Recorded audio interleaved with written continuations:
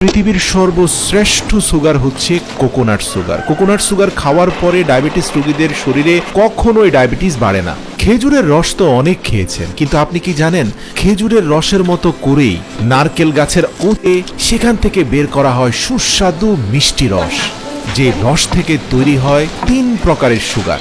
একটা হচ্ছে নারকেলের গুড়, আরেকটা হচ্ছে নারকেলের চিনি এবং নারকেলের সিরাপ। থাইল্যান্ডে সাধারণত ছোট নারকেল দিয়ে যে ফুল বের হয়, ঠিক ওই ফুলেরই অগ্রভাগটা কেটে ফেলে। এরপরে একটা শক্তপোক্ত নারকেল পাতা দিয়ে টেনে সেই কাণ্ডটাকে নিচে নামানোর চেষ্টা করে, যাতে খুব সহজেই তারা রস সংগ্রহকারী ঘটিটাকে ভালোভাবে বেঁধে দিতে পারে।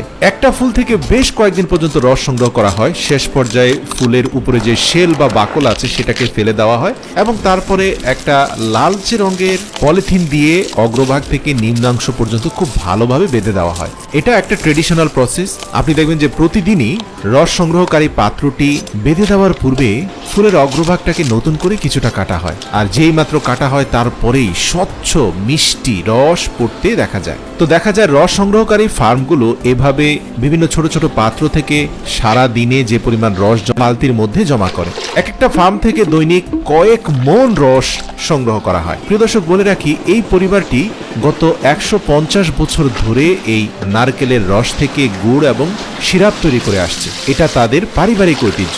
তো শুরুতে এনে একটা ছাঁকনির সাহায্যে ফিল্টারিং করা হয়, কারণ আপনারা জানেন যে নারকেল গাছের উপরে বিভিন্ন পাতা বা ছোট ছোট নারকেলের ফুল এই রসের সাথে মিশে যেতে পারে, তাই এগুলোকে শুরুতেই ফিল্টারিং করাটা খুব গুরুত্বপূর্ণ। ফিল্টারিং করার পরে শুরু হয় উত্তপ্ত আগুনে এগুলোকে জাল দেওয়া। প্রিয় দর্শক, এই জাল দেওয়ার প্রক্রিয়াটা তারা ধারাবাহিকভাবে 3টি পাতিলে করে, কখনো এই পাতিল থেকে সেই পাতিলে ট্রান্সফার করে এবং উচ্চ তাপে সেগুলোকে জাল করতে থাকে। যখন জাল প্রক্রিয়া চলতে থাকে তখন তার উপরে বাঁশের কঞ্চি দিয়ে নির্মিত এক ধরনের ন্যাচারাল ঝাঁপি উপরে দেওয়া হয়, যাতে অধিক উত্তাপে ফেনা বেরোতে থাকা গুড়গুলো ডানে বামে পড়ে না যায়। এই বাঁশের ঝাঁপি নারকেলের রসের ফেনাকে নিয়ন্ত্রণ করে। দীর্ঘ 20 থেকে 25 ঘন্টা পর্যন্ত জাল দেওয়ার পরে অনেকটা খেজুরের গুড়ের আদলেই আমরা দেখতে পাই যে একেবারে গাঢ় থকথকে নারকেলের গুড় প্রস্তুত হয়ে যায়। তো এগুলোকে একটা ট্রেডিশনাল গ্রাইন্ডারের মাধ্যমে কিছুটা ফোমি শেপে নিয়ে আসার চেষ্টা করা হয়। অধিক ঘূর্ণয়নের ফলে গুড়গুলো রং পরিবর্তন হয়ে ফোমের আকৃতি ধারণ করে, আর গুড়কে জমিয়ে ফেলার জন্য এভাবে অন্তত টানা আধা ঘন্টা থেকে 40 মিনিট পর্যন্ত গুড়ের মধ্যে গ্রাইন্ড করতে হয়। তো প্রিয় দর্শক, এই গ্রাইন্ডিং এর পরে আবার আরেকটা সেই গুড়টাকে নাড়াচাড়া করতে হয়। আপনি দেখবেন নাড়তে নাড়তে এক পর্যায়ে সেগুলো স্টিকি হয়ে গেছে, অনেকটা ঘিয়ের মতো মনে হয়। এগুলো দেখতে আসলে খুবই চমৎকার দেখাচ্ছে এবং মুখে দিলে আপনি বুঝতে পারবেন কতটা টেস্টি। নারকেলের একটা সুঘ্রাণ আছে, সাথে রয়েছে তীব্র মিষ্ট স্বাদ। তো এই ন্যাচারাল নারকেলের গুড়টাকে একটা বড় ড্রামের মধ্যে নিয়ে সেখান থেকে নির্দিষ্ট ওজনের ভিত্তিতে পলিথিনের মধ্যে ওজন দেওয়া হয়। প্রতিটি পলিথিনে 1 কেজি পরিমাণে গুড় ঢালা হয়। আপনারা দেখতে পাবেন যে এগুলো ঠান্ডা হওয়া পর্যন্ত অপেক্ষা করা হয়, আর ঠান্ডা হওয়ার পরে মালাইগুলো অনেকটা খেজুরের গুড়ের মালাইয়ের মতো মনে হয়, তবে খেজুরের গুড়ের মালাইয়ের রং আরেকটু গাঢ় লালচে হয়, এগুলো একটু হালকা সাদা রঙের। তবে আপনি যদি আশপাশ দিয়ে হাঁটেন তাহলে এর মন মাথা বছর ধরে তৈরি করতে থাকা এই গুড় থাইল্যান্ডের বিভিন্ন অঞ্চলে সাপ্লাই করা হয়। তবে চাহিদা অত্যাধিক বেশি থাকায় মানুষজন এই পরিবারের কাছ থেকে এসে গুড় সংগ্রহ করে নিয়ে যায়। তো প্রিয় দর্শক, কখনো থাইল্যান্ড ঘুরতে গেলে এরকম এক টুকরো গুড় মুখে নিয়ে টেস্ট করতে পারেন, আপনি নিজেই অনুভব করবেন এটা কতটা স্বাদের। এছাড়াও তারা সিরাপ তৈরি করে। তো সিরাপের ক্ষেত্রে একটা কথা বলি যে জাল প্রক্রিয়াটা অর্ধেক দেওয়া হয়, 20 ঘন্টার জায়গায় 10 ঘন্টা দেওয়া হয়।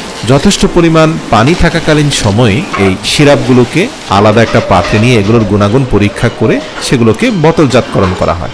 নারকেলের সিরাপ বেশিরভাগ জুস তৈরিতে ব্যবহার করা হয়। যারা স্বাস্থ্য সচেতন, কোনোভাবে চান না যে মিষ্টি জুস খাওয়ার মাধ্যমে তার শরীরে ব্লাড সুগার বেড়ে যাক, তারা নারকেলের সিরাপ দিয়ে জুস বানিয়ে খান। তবে সেই ক্ষেত্রে এগুলো অনেক এক্সপেন্সিভ হয়, দেখতে অনেকটা মধুর মতো মনে হয়। এছাড়াও প্রস্তুত করা গুড় থেকে একটা ট্রের মধ্যে গুড়টাকে রেখে দীর্ঘ সময় পর্যন্ত জমিয়ে ফেলা হয়। যখন একবারে শুকনো হয়ে যায় তখন সেটাকে চামচের সাহায্যে কেটে ঝরঝরে করে আরেকটা ছাঁকনির সাহায্যে ছেঁকে সেখান থেকে এই নারকেলের চিনি তৈরি করা করা হয়। এই চিনিটা কিন্তু চা, কফি যে কোনো ক্ষেত্রে ব্যবহার করা যায়, 100% নিরাপদ। গবেষণায় উঠে এসেছে যে নারকেলের চিনি রক্তে শর্করার মাত্রা নিয়ন্ত্রণে সাহায্য করে। এতে রয়েছে ফাইবার, যা রক্তে শর্করার মাত্রা বাড়তে দেয় না। তাই ডায়াবেটিস আক্রান্ত রোগীদের জন্য এই চিনি খুবই উপকারী। এছাড়াও এই চিনি মধু থেকেও বেশি উপকারী। নারকেলের চিনিতে একই সাথে ক্যালসিয়াম, জিঙ্ক, আয়রন এবং পটাশিয়ামের মতো পুষ্টি উপাদান রয়েছে। এছাড়াও নারকেলের চিনি খেলে রক্ত সঞ্চালনও ভালো হয়। এই চিনি শরীরে আয়রনের ঘাটতি পূরণ করে। প্রিয় দর্শক, ভিডিওটি ভালো লাগলে অবশ্যই আপনার প্রিয়জনদের সাথে শেয়ার করবেন।